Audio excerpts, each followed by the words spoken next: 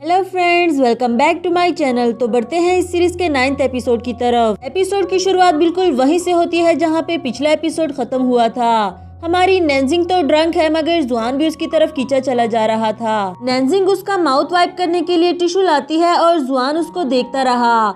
इससे पहले कि उसका माउथ वाइप कर पाती उसके शोल्डर पर ही सर रख कर सो गई। आफ्टर दैट जुआन उसे उठाकर उसके रूम में ले आया और नैनजिंग ने सोते हुए उसका हाथ पकड़ लिया, उसको जाने नहीं देती। जुआन भी वही उसके पास बैठकर उसे देखते देखते ही सो गया। नेक्स्ट मॉर्निंग का सीन दिखाया जाता है जहाँ जैसे ही जुआन को जाग आई वो अपना हाथ छुड़ाकर जाने ही वाला था। यहाँ नैनजिंग ने भी आंखें खोलकर उसे देख लिया मगर इसे अपना ख्वाब समझकर वापस सो गई। फिर जैसे ही मॉम आती है उसे उठाने के लिए, जुआन के पास जाने का मौका तो नहीं था इसलिए वो फौरन से बेड के नीचे छुप गया। यहाँ नैनजिंग को भी कुछ याद नहीं आ रहा सिवाय इसके कि कल वो सीसी के साथ डिनर पर गई थी। तभी उसे कल रात के आइसक्रीम वाले विजन दिखे और वो फौरन से सज जाने के लिए जुआन के घर भागने लगी। तो इधर जुआन भी उसके जाने से पहले ही विंडो के थ्रू भागकर चेंज कर लेता है। ड्रिंक की बोतल छुपा दी, अच्छे से साफ सफाई करने के बाद उसके लिए दरवाजा खोलता है और ऐसे दिखा रहा था जैसे वो अभी अभी ही उठा हो। पहले तो जुआन को सिर्फ नैनजिंग की मेमोरीज तंग करती थी, अब तो उसे देखकर जागती आंखों से भी सपने देखने लगा। इधर नैनजिंग अंदर आकर अपनी इंक्वायरी करती है कि कहीं जो मैंने विजन देखे वो सब कुछ सच तो नहीं था। जुआन से पूछने भी लगी कि क्या कल रात में तुम्हारे पास आई थी। वो बोला मुझे क्या पता, मैं तो जल्दी ही आकर सो गया था ना, मुझे तो कुछ भी नहीं याद। ये भी सोचने लगी तो फिर वो बियर और आइसक्रीम मेरा ख्वाब ही होगा। जुआन बोला हाँ वो तुम्हारा ख्वाब ही होगा, अब घर जाओ मैं बात लेने जा रहा हूँ। घर जाने से पहले नैनजिंग उसके रूम में जाती है जहाँ बेड को देखकर ऐसा नहीं लगता कि जुआन यहाँ रात को सोया था। वो फौरन से बेड पर लेटकर उसे बताता है कि रात को मैं इस पोजीशन में सोया था इसलिए तुम्हें नहीं लग रहा। उसका बेल्ट नीचे पड़ा हुआ देखकर नैनजिंग कहने लगी तुमने कितना गंद मचाया हुआ है, और जुआन तो उसे देखकर एक बार फिर से सपनों में खो गया। खुद पर कंट्रोल करते हुए बोला तुम अभी तक यहाँ क्या कर रही हो, अपने घर जाओ ना, ऑफिस के लिए लेट हो जाओगी। नैनजिंग उससे पिंकी प्रॉमिस लेने लगी कि तुम मुझसे झूठ तो नहीं बोल रहे ना, और यहाँ जुआन को देख देख कर उसे लग रहा था कि शायद इसकी तबीयत खराब है। जुआन की तबीयत तो वाकई ही काफी ज्यादा खराब हो गई।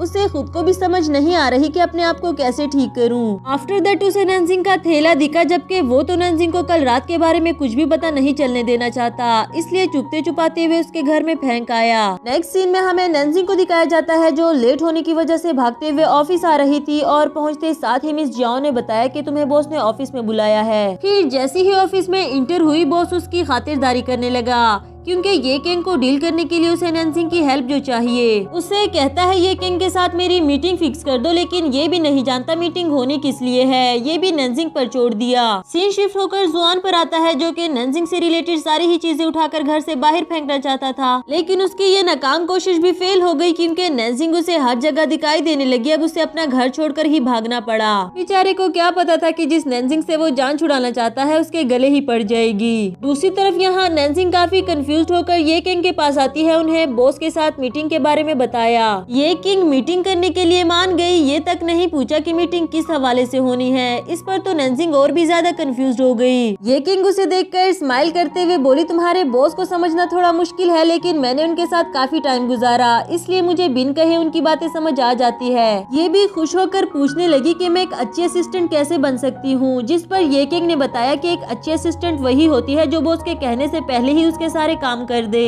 इसके बाद जुआन को दिखाया गया जिसने घर वापस आते हुए स्टेयर्स में नैनजिंग को देखा और कहने लगा कि ये जरूर मेरा हिलुसिनेशन होगा, बस इससे इग्नोर करते हुए गुजर जाओ, जबकि वो तो सच में ही नैनजिंग बैठी हुई थी। उससे रोकते हुए बोली तुम मुझे ऐसे इग्नोर क्यों कर रहे हो और अपना फोन क्यों नहीं उठा रहे थे, इसलिए तो मुझे यहाँ बैठकर तुम्हारा वेट करना पड़ा। खैर आज मेरी मोम की बर्थडे है और तुम भी इनवाइटेड हो। जुआन ने जाने से मना कर दिया एंड तरह तरह के बहाने करने लगा। बेचारे का दिल तो कर रहा था कि हाँ कह दूं, लेकिन नहीं, उसे अपने एरा में वापस भी तो जाना था। जैसे ही डोर ओपन करके अंदर आता है, पाइप टूट जाने की वजह से सारा फर्श पानी पानी हो गया था। नैनजिंग भी उसके साथ जाकर पानी रोकने में हेल्प करती है और यहाँ हमारा जुआन एक बार फिर से उसकी तरफ अट्रैक्ट होने लगा। इससे पहले कि वो आउट ऑफ कंट्रोल हो, इसको फेस वाइप करने के लिए टॉवल देकर यहाँ से भेज दिया। दूसरी तरफ यहाँ मॉम आकर उससे गीला होने की वजह पूछती है, साथ ये भी कि तुमने जियोंग को खाने पर इनवाइट किया। जब नैनजिंग बोली कि वो नहीं जाना चाह रहा तो मॉम बोली तुमने जरूर उसको बुले किया होगा, मैं खुद जाकर उससे बात करती हूँ। नेक्स्ट सीन में बर्थडे सेलिब्रेट करने के लिए रेस्टोरेंट आते हैं जहाँ नैनजिंग उसका ऑफ मूड देखकर पूछने लगी कि कहीं तुम्हें मेरी मॉम ने फोर्स तो नहीं किया यहाँ आने के लिए। इस पर जुआन नहीं कहता है, लेकिन वो नेंजिंग से अच्छे से बात भी नहीं करता।